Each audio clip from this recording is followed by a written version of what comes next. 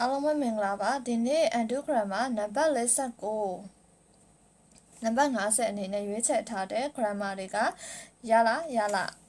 ဆိုတဲ့ grammar နဲ့တလကဲဆိုတဲ့ grammar ပဲဖြစ်ပါတယ်ရလာနံပါတ်49ရလာဆိုတဲ့ grammar ကဘယ်လိုနေရာမျိုးတွေမှာသုံးလဲဆိုလို့ရှိရင်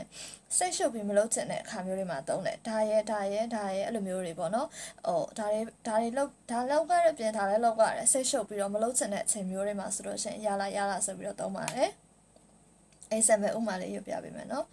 ခေコクマエは飛行機の予約をするやらお土産を買うやらで忙しいခေコクマエဆိုကြတော့တိုင်းပြည်မပြန်ခင်တိုင်းပြည်ကိုပြန်ဖို့လုပ်တဲ့အချိန်မှာ飛行機の予約をするやらဆိုကြတော့လေယာဉ်ကို予約တွေလည်းလုပ်ကြတယ်お土産を買うやらで忙しいလက်ဆောင်တွေကိုလည်းဝယ်ရတဲ့အတွက်အလုပ်ရှုပ်တယ်တိုင်းပြည်မပြန်ခင်ပေါ့နော်တိုင်းပြည်ပြန်မယ်လို့လုပ်တဲ့အချိန်မှာရော်ရခုတွေလည်းလောက်ရတယ်အိုမီယာခဲတွေလည်းဝယ်ရတယ်စိတ်ရှုပ်စရာကြီးအဲ့လိုမျိုးစိတ်ရှုပ်တဲ့ပုံစံမျိုးနဲ့သုံးတာပေါ့နော်ရလာအဲ့လိုမျိုးသုံးတယ်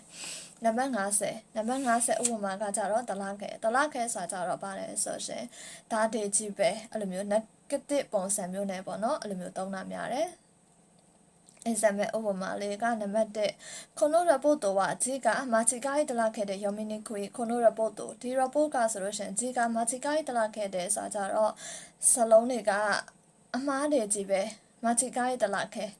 အမှားတွေကြီးပဲတဲ့読みにくいဖတ်ရတာခက်ပါတယ်ဟုတ်ကဲ့ဒီနေ့ရွေးချယ်ပေးတဲ့နံပါတ်49နံပါတ်50 grammar တွေကရလာဆိုတဲ့ grammar နဲ့တာလာခဲဆိုတဲ့ grammar ပဲဖြစ်ပါတယ်အားလုံးပဲကြည့်ရှုပေးတာကျေးဇူးအများကြီးတင်ပါတယ်နောက်ထပ်ဗီဒီယိုတွေမှာပြန်တွေ့ရအောင်